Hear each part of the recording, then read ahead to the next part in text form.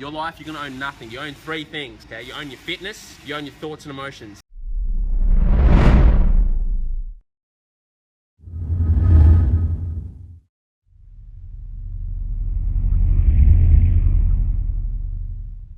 I've wanted to do this for multiple years. And you know what? You should actually do this with me. Okay, let's do it.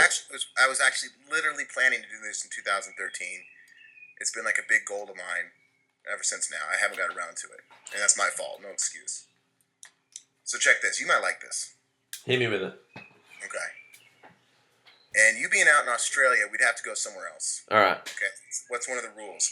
Is that what I want to do for a matter of time? I was thinking 6 months, then I backed off a little bit to like 3. Okay. So let's say 3 months. Go to a country, Yeah. foreign country, and live there for 3 months. Yeah. Homeless. Okay. So the rule is that when you fly into, let's say, I go to something, let's say even somewhere as scary as Mexico. Okay.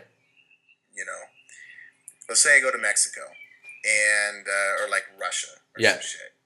I could have like a certain amount of money to get me going, like $50. Yeah. Maybe like $100.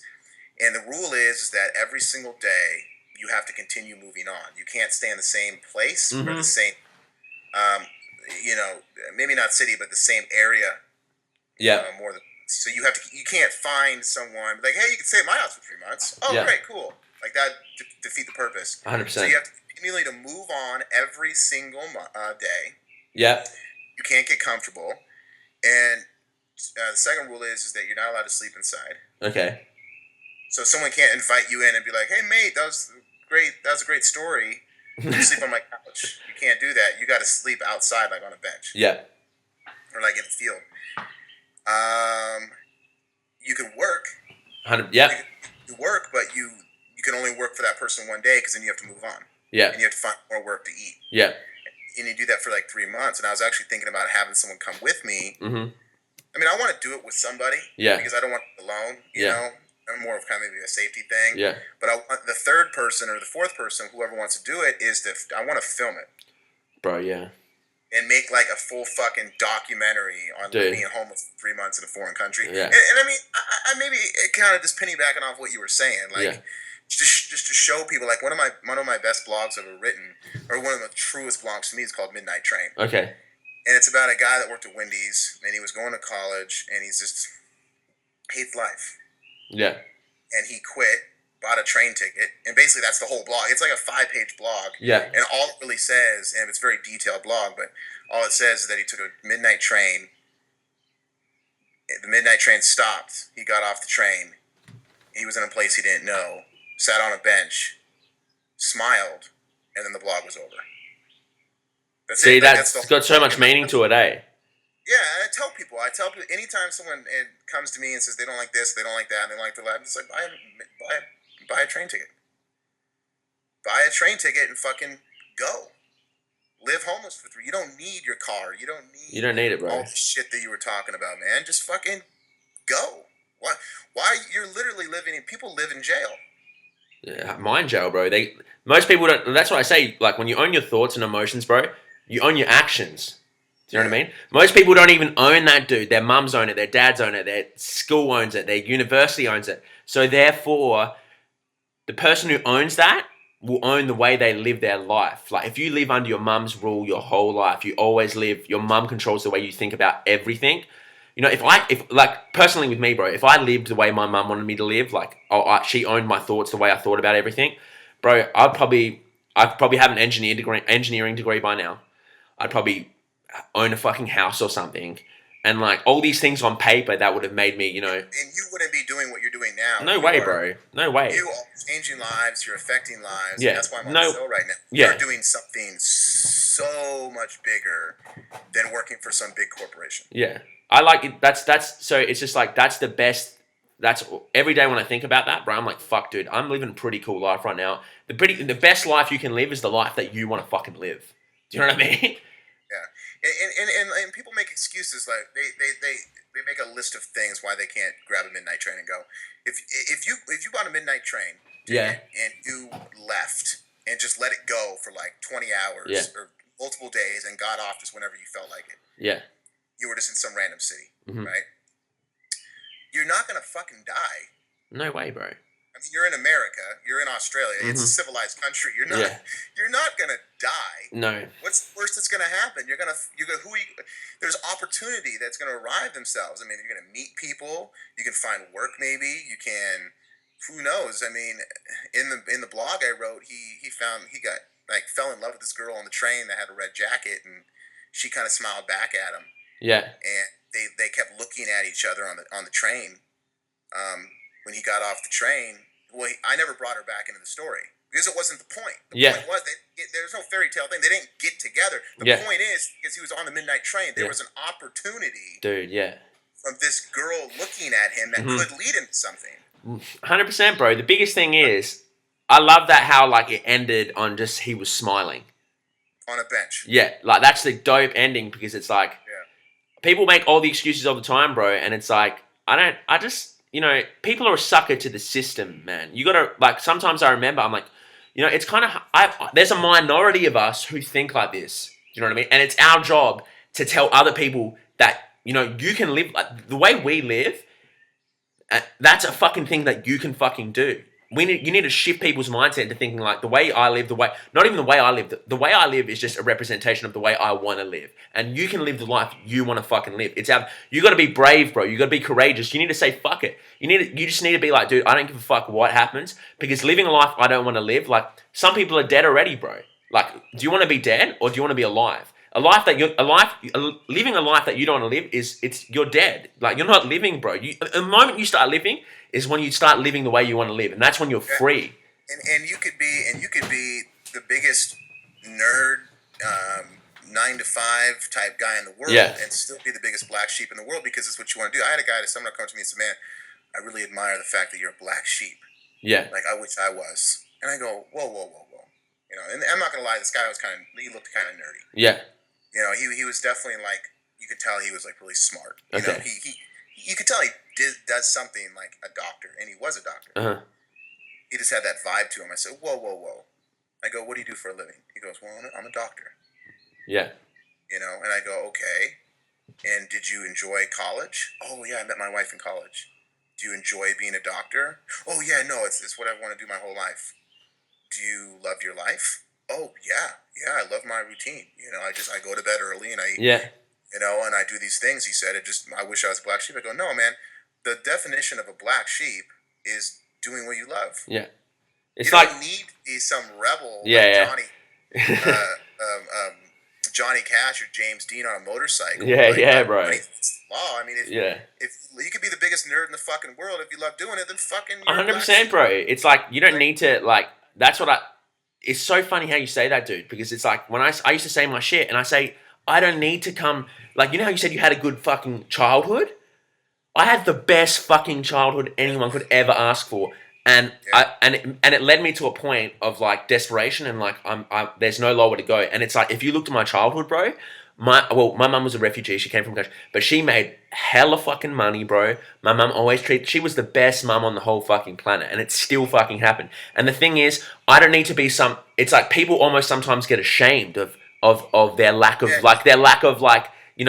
I wasn't addicted to fucking heroin or my mum didn't beat me. I'm like, dude, you don't need to be in that. You don't need to have that to hit a bad point in your life. Like, it doesn't, or you don't need to have some sob story, or you don't need to like be homeless to be a black sheep. It's just like it is what it is. Like, if you love your life, then you're being a black sheep. Like, you're doing what you want to do. Like, if it's like how many times you hear like people who come from rich families just become sad and shit. It's like it is what it is, bro. Yeah, So it's like you shouldn't feel ashamed like you work a 9 to 5. Like, if that's what you fucking want to do, bro. Like, well, it's like in a weird way, like, I get what you're saying because it's like people hate on. I hear this a lot, like, oh well, he's only running that company because he's a millionaire. He's running that company because it was his dad's company, and he's gonna pass it on. It's family company. He's put no work in it. It's like I never think like that. It's because it's like, okay, so the guy's a millionaire. He's running his dad's company. Let's say he's really hasn't done anything himself. Yeah. But it's like it's not that motherfucker's fault. Yeah, dude, it's not, dude. He was born Yeah. into an already very hardworking, Yeah. successful, let's just say a $1 million successful $1 million company. Yeah. And his dad wants him now to work for him and then move up to possibly run it. And I mean, I don't know if the guy, if the son is happy and he's got a good, he's nice to people, then why judge a guy like that? I look at it from all situations. Yeah. It's like, dude, I can't just sit there and get inspired or like only love people who come from, like Oakland, or who come from Oakland or something. You know what I mean? Like, or who come from poverty, or who come from. I can't. Some people have some dope shit to say, and I'm not going to sit there and be like, I'm not going to listen to him because, like, I can't, like, because I had a bad childhood and he's just a rich boy. Do you know what I mean? Yeah. So people always used to give me shit, bro. Like, oh, like your mum has hella money. I'm like, dude, what do you want me to go to my mum and say, look, mum, can we go back in time? And can you not try so hard? Like, you know what I mean? I'm gonna get made fun of when I'm older. Mom, actually, I'm gonna get made fun of because you actually worked really hard to build a business and provide for your family. Like, do you know what? Can you not do that? Because then at school, like, people are gonna judge me for how hard you worked and say, you know what? People should be shaking my fucking hand, saying, go shake your fucking mum's hand and say, she crushed shit. For sure. And just to throw it out, like, I never, ever, ever, ever, ever used to talk about my drug use. Yeah. I never talked about this I barely touch on it in the book, but I should have done it more. But interesting relationship with my father is just so bizarre in good and bad ways. You could judge him for it and all this stuff. Mm-hmm. But at the end of the day, I'm very close with him still. There's a time period we didn't talk for a good 3 years because of some stuff like that it didn't end well. Yeah. But now it did, I guess. But, I never did talk about it because I was ashamed of it. Uh-huh. I was embarrassed by it. And I didn't want my weightlifting community to know about it. Uh-huh. And et cetera, I have a business and I'm on like Team USA. And I was like, I used to be in interviews where they asked me, like, have you ever done drugs? And I'd be like, well, I used to smoke weed sometimes. Like, I'd lie. Yeah. And then I was really depressed, and it was when I started writing my blog. Like, my blog created everything for me. Yeah. And people think it was YouTube and the Cal Strength days, but it was really when I sat down and I was like, oh, I'm going to write a blog. I don't know why, because my coach, Glenn Penlay, had a very successful blog at the time. I still think he writes, and I don't know for sure, but I was like, okay, coach, I'm going to write a blog too. And I sat down, and it first started out with a company that wanted me to write articles for their website, and they would pay me per article. Okay. Right? And then my first article was just like about fucking skeletons and just some fucked up shit that had nothing to do with weightlifting. Yeah. And they got mad at me. And they're like, you need to write something more about weightlifting. I'm like, what are you talking about, man? This is weightlifting in a weird way. And so I just started thinking about my past and thinking about my drug use and running away from home and just some dark times in my life. And I was like, wow, I really opened up. I got to know, like, my skeletons is what I call it. Yeah. To know my past, and almost in a weird way, like, as I wrote, I just started, like, accepting who I am. Yeah. And how, like, without all of that stuff, I wouldn't even be here in the first place. And then I just started talking about it. Like, I started opening up about it, and I'm like, hey, maybe I could actually change someone's life and have them not do drugs or not do these things. And that's why I talk about it now. So, anybody that's listening, like, don't be ashamed of your past. Like, you got to get to know your past to move forward, is what I say. 100%. You got to learn from it, bro. Otherwise, you'll just stay the same your whole life. So I got fired from that company for writing fucked up shit. Yeah. Which that fucked up shit is now in my book today. Yeah. We just sold 1,000 copies, and I think my blog has close to 1 million views. And they went out of business 4 years ago. And so I don't know. I guess I say that a little cocky because it's kind of a middle finger to them. Yeah. Fuck it. Who cares? Fuck them. My fucking articles that you didn't like. Yeah. And fired me for are now selling worldwide and connecting with people. Yeah. And your company got shut down because you wanted to talk about fucking the third pole, nutrition. Yeah. Bro, that shit's boring, bro. I don't want to talk about nutrition. Like, I can talk so much nutrition talk right now. And it's just like, dude, nutrition talk is it's just like sweet, dude. There's a time and place to talk nutrition and training. For sure. There's a time and place for it. But don't fucking tell me how to write, you know. And Yeah. it was just last thing, real quick. I got to say this is that the best thing I was ever taught in college, because I would say the best thing I ever did was go to college. The best thing I ever did was drop out. Yeah. And I failed my English class multiple times. Finally, I got the same teacher, same class. I got like a D plus, and I barely passed. Yeah. And at graduation, because I got my associate's degree, my 2-year, and I actually walked and, you know. Yeah, threw the hat up and shit. Oh, yeah, dude, I'm like, fuck it, you know, because a lot of people don't walk on their AA degree. But she comes up to me, Miss Van Alst, this little Asian teacher. She looks right me in the eye and she says, everything I taught you in writing, forget about. Uh-huh. And I looked at her and I was like, oh, like, Miss Van Alst, like, what do you mean? She goes, there's no wrong nor right way to write. She goes, just write the way you want to write. Mm-hmm. And she just walked away. And literally, that has stuck with me. Probably the hardest anything ever has. Yeah. You know, and when people, like, I'll be talking to someone, they'll be like, man, I'm like, you should write. And they'll be like, well, I don't know what to write about. Just fucking write, eh? That's perfect. Yeah. That's exactly that's when you know it's time to write, because when you sit down at the computer, who knows what the fuck will come out. You can't plan it, bro. That's anything. Anyone who produces shit great, you can't, like, you can plan it, but, like, the shit that comes from the heart, you can't, like, bullet point out and be like, I'm going to talk about this and then talk about that. It just flows, bro. It literally just flows out of your fingers, out of your mind into your fingers. And edit it later. Find a friend or spell check and, you know, tighten it up after you write. But don't stop. Just, like you said, just go. Just go, bro. Like when you're making a video, just go with it. Yeah, just go with it, bro. That's how you produce the best shit. It's just like, like when you have a thought and you're just like, fuck it, let's get it on paper, let's go. And it just, sometimes I find myself sitting there like, fuck, like this is like fucking cool, bro. Like, and it's just a chain of thought that you express, bro. It's all about expression, eh? That's what it is, bro. Dude, and let me ask you a question. You basically make short films. Mm-hmm. Did you graduate from college in film? No, dude. I actually, it's funny, dude. I went originally to college to do physiotherapy, but I dropped out of that after like 3 months. And then I went back twice to do engineering, which I dropped out of twice. And then I did arts, which I dropped out of again. So I've never done more than like a 3 months of uni, dude. Oh, we call it university.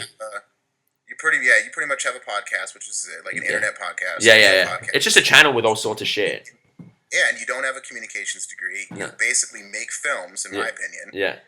Your style of films, you are a director. Yeah. And you never graduated in film. Yeah. And you do all of these things with no education or no degree, and I do the same thing. Yeah. I make videos. I have a podcast. I have a business, and I have no degree.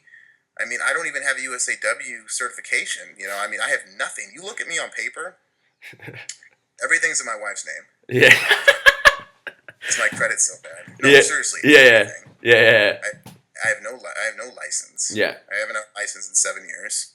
I mean, I still drive. Uh-huh. But if you look my name up on, and like the government looks me up on paper, I'm the biggest piece of shit. They're like, this guy's a bum, dude. Like, he's just a tax on the system. Yeah, I'm just a tax on the system. They don't see that I'm, but that's just the thing, man, is that if you want to be a doctor, go to college. Yeah. You have no choice. It's a pathway, man.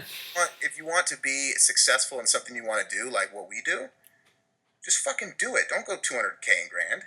Or in debt. Dude, that's how it is, dude. Like I always say, if you need to go to college, it comes down to do what you want. Like if you need to go to college to do what you want to do, and that's what you have to do. Well, that's the world we live in, bro. There's pathways that you need to, like, if you want to be an engineer and build a fucking bridge, you might know how to you might have the knowledge to build the best fucking bridge, but you need to have that stamp saying this guy is qualified to build a bridge. And if you really want to do that, bro, then you're not going to have a problem with going to fucking uni. And, bro, I just couldn't sit there. Like, within 5 minutes, dude, I would be, like, on my phone, like, what the fuck? I'd be drawing. I'd be like, what the fuck am I doing here, bro? And I would never go. And then eventually I said to myself, bro, I'm paying for this. Like, even in that sense, like, I'm paying for this, like, mentally, physically, whatever, but I'm legitimately paying for this with my fucking own money. Like, eventually I'm going to be in debt for this. And do I really want to be in debt for something I never wanted to do? Like, imagine if I took all the money I spent on university and put it into my own stuff. Yeah. Like, imagine if You guys are pretty lucky though. You guys got pretty Yeah, good we got it interest easy, bro. rates. But we get yeah, you have to pay it back though. But it's still held it's still held legitimate. Like the thing is, dude, like I would never have to pay it back if I never earned like a certain amount of money. That's crazy. Fuck. Do you know what I mean? Which That's is sick, crazy. but it's like still in a sense, like you still have to pay it back. So like if you are going to end up ever making money like legitimately that's declared through the system, you're going to be paying for it. So I was like, I'm not going to pay for this shit. Like imagine if I put 200 invested 200 grand into like Bro, all my projects, dude. You guys hit Australia messed with my profit pretty big when I did the Australian tour because I didn't realize how expensive things are there. You know Bro, it's expensive, dude. Why don't you come back? You can make some good coin, bro. Not that making money is the most thing, like the sole thing, but surely you can come back and do well. Well, what I was actually thinking about is I was actually wanting to come back and not do any seminars. I just wanted to actually come back, take my wife and my kid out there, and just like on a vacation, like see you. Yeah. Go back to some of the gyms I was at. Yeah. Like the beaches and stuff, and like because I made so many great friends out there from like doing my whole tour. Yeah. And I was like, man, it would be great if just me and my wife and my son just went out there and just like hung out. Australia's a beautiful country, man. Yeah, I mean, it was like the most beautiful place. I mean, as far as like the most beautiful place, I'd have to say like it's a toss up between like Ireland and Australia. Yeah. I mean, it's so different, but they were like, man, it's so beautiful in its own way. But it's like definitely a toss up, with that. But I enjoyed it. I want to come back. For Dude, sure. Australia's sick, man. I don't know if I can. I probably got an arrest warrant. Do you know that I literally left my rental car on the sidewalk, got out, and then just left it there? Dude, that's so illegal. Is that? Well, it's illegal. I was gonna miss my flight. Fuck it, eh? And it's so busy, and I'm just like, okay. It came down to the point where like I didn't know where to drop my fucking car off. Where'd you drop it off though? Like, I dropped it off at that last gym I did. oh no shit! So you didn't even drop it off at the airport? No, it was the airport. Oh, okay. Oh, they'll find it, man. Who cares? On the sidewalk of the airport. You just say you don't know what's going on, bro. Just say that's what you thought you had to do. Yeah, as a foreigner, but I was like, either I missed my flight, yeah, or I just leave this fucking car here. Well, how many times are you gonna rent a car? Like, do you know what I mean? Just get your wife to rent a car next time she's here. Yeah, I mean, I cut up the credit card. I was like, Jess, cut up the credit card so they can't get it. Yeah. I think they got me. I think they charged me like $1,000 for it. What the fuck? Yeah, like gave me a huge fee. Bro, it'd be a pretty big fee, hey. They got me. I think they got me. I'm just picturing like the car like halfway up the curb, like sideways, and then them calling you just like, yeah, dude, that's how I thought I needed to leave it, eh? Like with like skid marks like on the side of the road and shit. Oh, it was funny, man. Yeah, but your seminar was pretty good, man. Like I didn't know much about weightlifting, but it was pretty informative. Yeah. Oh, thanks, man. I like it. It's fun. I love coaching weightlifting. Yeah. I just like to see people having fun and just lifting weights. Yeah, well, dude, it's sick, dude. You know what I found out after that seminar? That it's just like, it's so opinionated. Like, there's always going to be someone like, dude, you're doing it wrong. That's one of my biggest goals for a seminar is to like let people know that you can lift in your own way. Yeah. You can coach your own way. Yeah. A million ways to do it. Be independent with it. Like, don't lay your sword down just to this like textbook way that people coach. It's like, fuck that, man. Well, bro, you know what's funny, dude? Like, if you're a freak athlete, you're gonna be a freak athlete. Like, I hardly ever see someone who's super strong, who just their technique's just like so terrible that they don't lift big weight. Do you know what I mean? Sometimes there is, but it's just like people like, dude, you can't do it like that. Like, I'm like, dude, chill out. Like, it's not that big of a deal. Well, people use technique to like hinder people's progress in a way because it's like at the end of the day, there's no such thing as technique. Well, not really. Like, it's a fucking unicorn. You can't see it. You can't grab it. The only thing that matters is just the score on the it's just lifting in a way that like when you stand up with it, that's accepted.